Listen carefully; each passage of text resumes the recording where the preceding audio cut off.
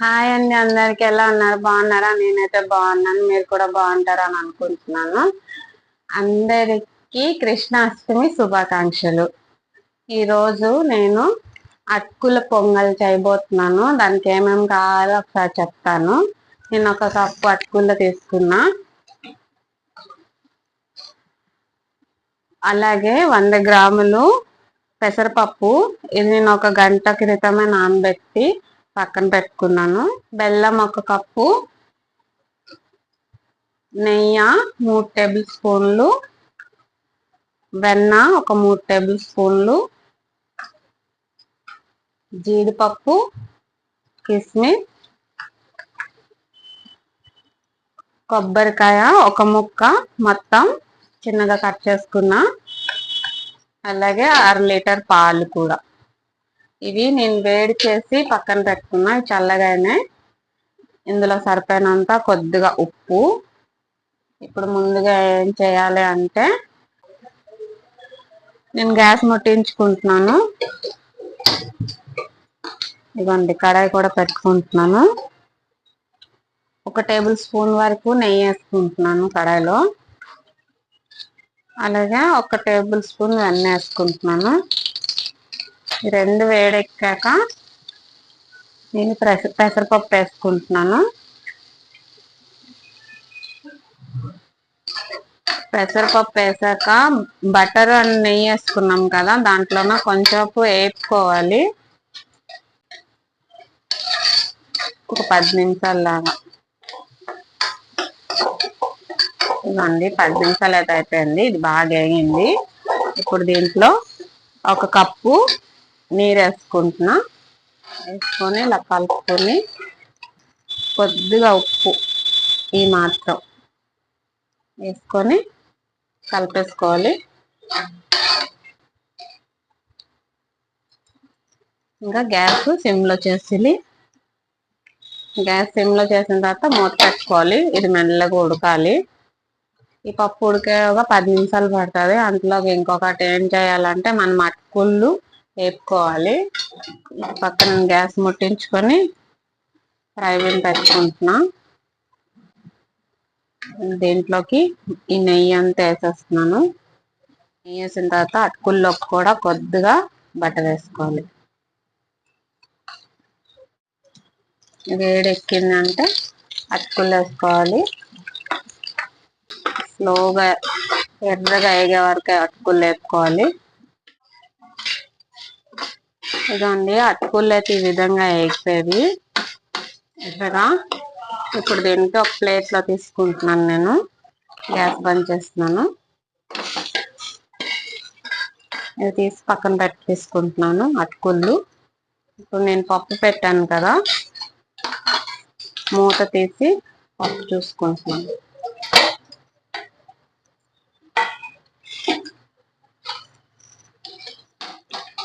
ఇందులో వాటర్ ఉంది.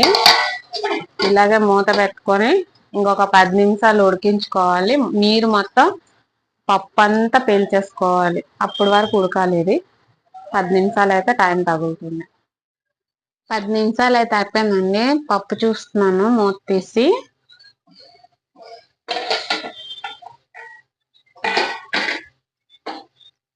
చూసారా, ఇగోండి, వాటర్ లేకుండా పప్పు అయితే ఉడికింది. దీన్ని ఇలా మెదుముకోవాలి. ఇదైతే మెదిమేసుకున్నాను. చూడండి, క్రీమ్ లాగా అయిపోయింది. దీంట్లో ఈ 1/2 లీటర్ పాలు వేసుకోవాలి. పాలన్నీ వేసుకొని మొత్తం ఇలా కలుపుకోవాలి ఈ పప్పుని. దీంట్లోకి వేపుకున్న అటుకులు వేసుకోవాలి. ఒకసారి ఇలా కలుపుకొని కప్పుడు బెల్లం కూడా వేసేసుకోవాలి. బెల్లం ఎందుకు ఈ కలర్లో ఉన్నది అనుకోని మాత్రం అనుకోకండి, ఇది పాత బెల్లం. బెల్లం వేసుకొని బాగా కలుపుకోండి.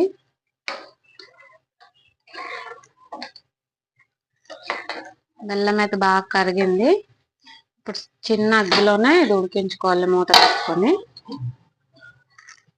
ఇప్పుడు ఇటువైపు గ్యాస్ ముట్టించుకొని ఫ్రై పాన్ పెట్టుకొని దీంట్లోనే మిగతా బటర్ అంతా వేసేసుకోవాలి. అన్నీ అయితే వేడెక్కింది. ఇప్పుడు కిస్మిస్ వేసుకొని వేపుకుంటున్నా.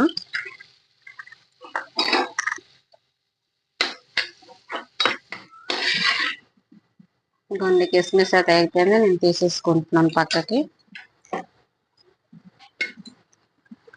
అలాగే జీడిపప్పు కూడా వేగించుకుంటున్నాను. దీంతో పాటు కొబ్బరి ముక్కలు కూడా వేసేసుకుంటున్నాను.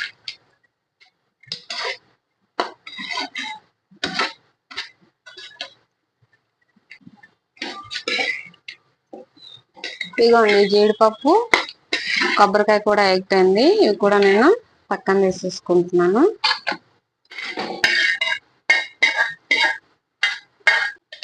గ్యాస్ బంద్ చేసేస్తున్నాను. మనం పాయసం అయితే మూత పెట్టుకున్నాం కదా, ఒకసారి మూత తీసి చూస్తాను.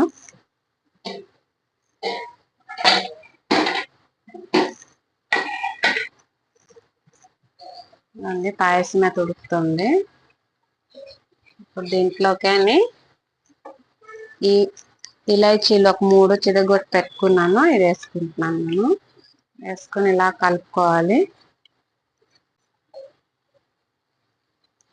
ఇలా కలుపుతూనే ఉండాలి, కలుపుతూనే కుక్ చేసుకోవాలి. 3 నుంచి ఒక 5 నిమిషాలు ఇలాగే కలుపుకుంటూనే కుక్ చేసుకోవాలి. ఎందుకంటే పాలు అనేది కింద అడుగు పడుతుంది. ఇంకా అటుకులు కూడా బాగా వేగాయి కాబట్టి కింద అడుగు పట్టేస్తాయి. ఎందుకంటే అటుకులు మెత్తగా అయినాయి కాబట్టి. ఇలా కలుపుకుంటూనే కుక్ చేసుకుంటే అంతకంట మంచిగా వస్తుంది. 5 నిమిషాలు అయితే అయిపోయింది. ఇగోండి పొంగల్ అయితే రెడీ అయింది. ఇప్పుడు దీంట్లోకి కొబ్బరికాయ ఇంకా జీడిపప్పు వేసుకుంటున్నాను. నేను కిస్మిస్ కూడా వేసేసుకుంటున్నాను. వేసుకొని కలుపుకోవాలి బాగా.